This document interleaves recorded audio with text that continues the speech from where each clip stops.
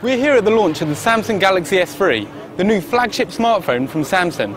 Instead of focusing on a really high-powered, specs-heavy device, they've looked at the user experience and tried to make it an easier phone to use.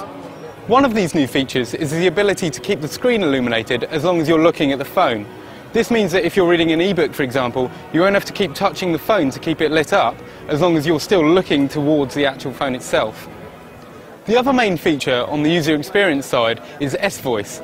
This is kind of Samsung's version of Siri included on the iPhone, and it means you can wake up the phone by using the phrase "Hi Galaxy," and you can also do things like check the weather, set reminders and set alarms for the phone.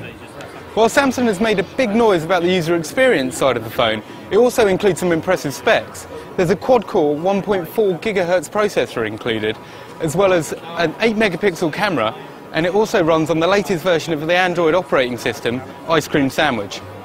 It wouldn't be a Samsung smartphone without a really impressive screen.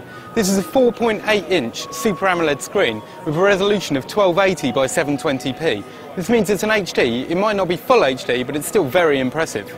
Due to the quad-core processor, this means you can also send messages and also browse the web at the same time as watching the video. We're not sure how much you'll actually use this or whether it's a little bit of a gimmick, but it's certainly impressive processing power. To keep all this running, Samsung has included a 2100 mAh battery.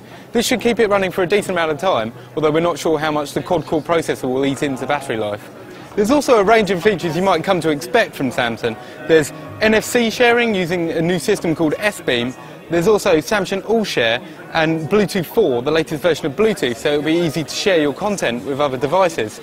There is also a series of hub services from Samsung, which allow you to buy a selection of music, videos and games. Samsung have aimed for a seamless design with the Galaxy S3, and it looks a lot more similar to the Galaxy Nexus rather than the Galaxy S3, just without the curved screen that the Galaxy Nexus has. Like previous Samsung devices, it feels fairly light and has a fairly plastic feel to it. This might appeal to some, but for me it feels a little bit kind of mid-range and doesn't necessarily look as premium as some other smartphones. Overall, it's a very impressive device, and it has all the features you expect from a top-end smartphone.